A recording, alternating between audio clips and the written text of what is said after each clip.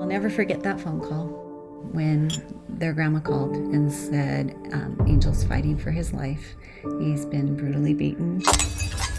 He actually had to be resuscitated. He had brain trauma, and I'm at the hospital right now trying to get to see him. And so we said, we'll be right down. Yeah. When we finally got permission to see him, we had to wait in the waiting room, and they brought him around in a, by then, wagon. yeah, he had become conscious and was hooked up all to these tubes, but they had him in a little wagon. And he just looked at us and just bawled in his arms. And, but that was all that we got.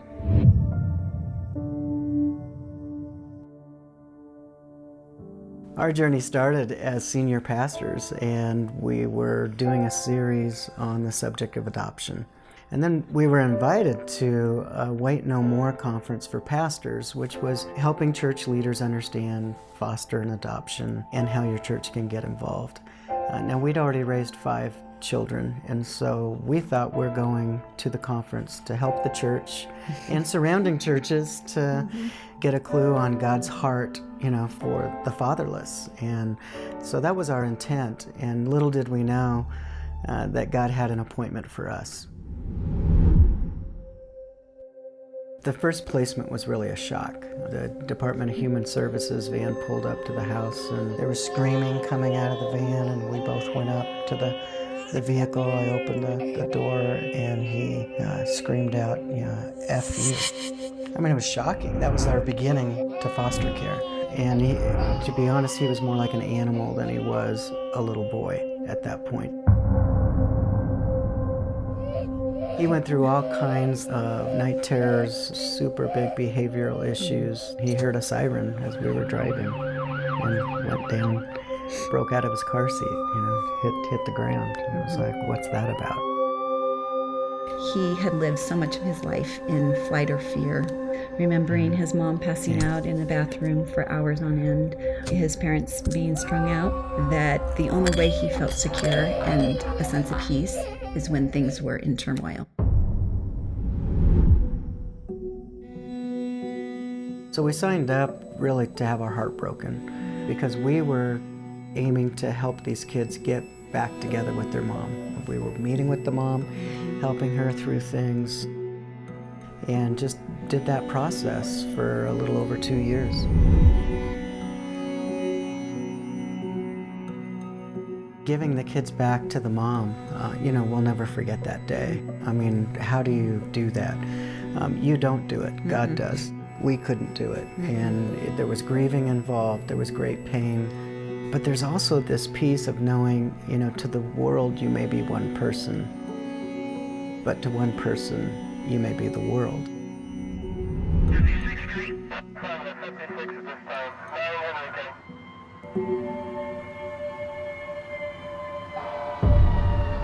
There was a situation with the 2 children, and one of them was almost killed. Went into cardiac arrest. He had to have emergency brain surgery, have blood clots removed, and it was all because of a beating that he received from a boyfriend of the mom. In those moments, my mommy heart was just breaking. I got to go up to Children's Hospital and be with him in the room and hold him with his grandma and just love on him. And he couldn't talk. All he could do was look at me with his eyes. And before the surgery, DHS called and said she needs to leave immediately and she will no longer be a part of this. And he looked at me when I had to say goodbye, and he just cried, and in his eyes, it was like, why are you leaving me? And probably one of the hardest moments in our lives, because we didn't think we would be given that opportunity again. They said you had 1% chance that you'd ever see them again. A relative that hadn't seen the kids got those children back for the next 8 or 9 months. And so we were hurting for them, we wanted to help them, and we weren't allowed to.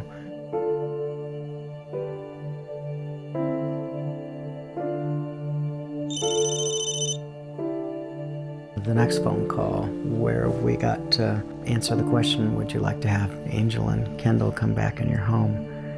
I mean, for us, that was a miracle, the 1% chance. And that was one of the happiest days, is bringing them back in our home.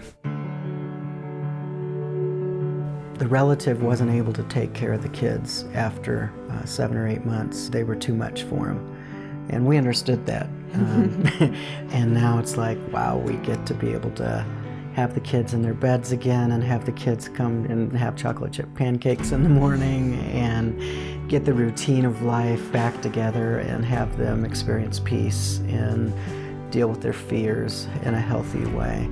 So after another 2 years of going in and out of court and working together through the system, we were asked if we'd like to adopt these 2 children. That big moment in the courtroom for us was when the judge had Angel and Kendall come up to the chair and he said, "It is finished, it's done." Boom. And then they watched the judge sign everything with their new names and all. It was a finalization. It's a done deal. They have a forever family now. It was a great celebration. It was a very surreal, just God reminding us that He does miracles, and this is a miracle, and it was a beginning to our new lives together. Not everybody is able to foster, but all of us can have God's heart in doing something for the families that are helping these children out. And that was life-changing for us, to have the wraparound community of friends that came alongside to help with the kids and became brothers and sisters and aunts and uncles and grandparents to the children that were in our home.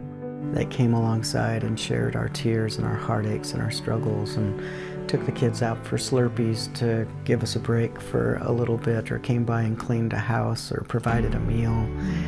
They kept us going. All of us are called to love the orphans and the widows. And what has God called you to do? We thought we had the story written. God had a different story.